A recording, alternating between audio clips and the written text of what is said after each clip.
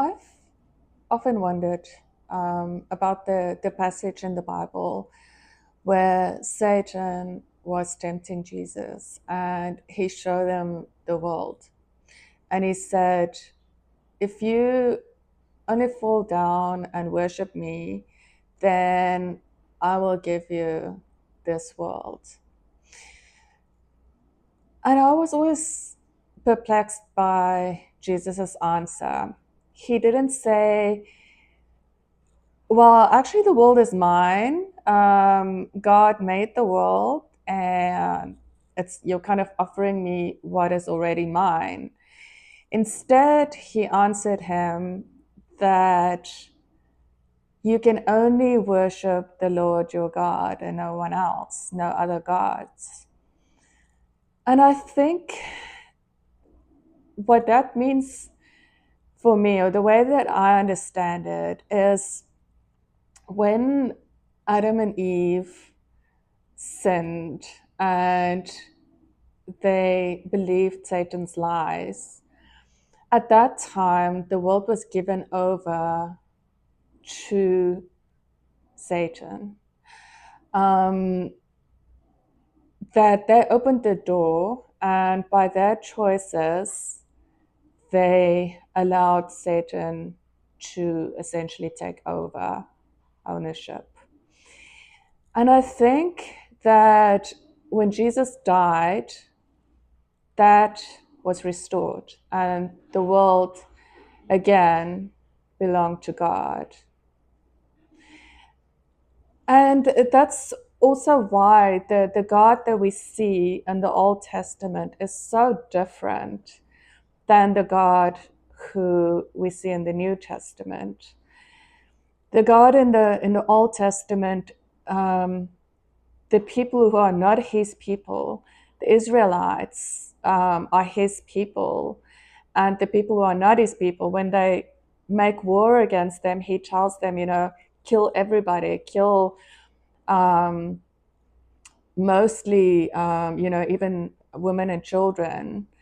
Don't leave anything. Sometimes the women and children are spared, but often not. God was very harsh. Whereas in the New Testament, he's more loving and kind and the God that we know. And I think, we have this prosperity gospel that God is this genie in the sky, and you ask him for your heart's desire and he gives that to you. And he does.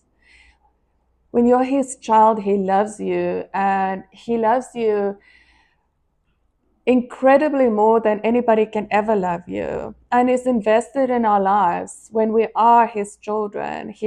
Our prayers changes things, and he gives us good things. But when we choose not to be in his love, then we choose to be against him. And when you look at the wrath of God in the Old Testament, you don't want to be on the opposite side of God.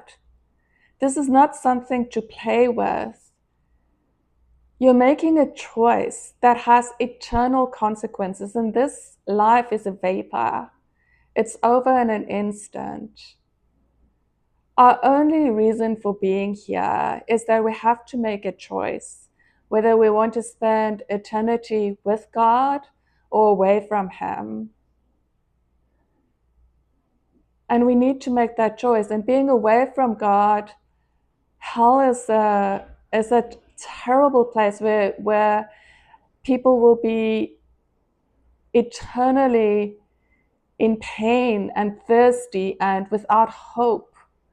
It's not somewhere you want to go. And God did not create hell for people. He created hell for Satan and the fallen angels who chose against him. But now it's our time to choose. And God reaches out to us every day in 100 million different ways. We can see creation. We know that there is a God. Deep inside us, we know. that He is real. And the moment that you close your eyes for the last time, there's going to be no more chances. That's it. And none of us know when that's going to be.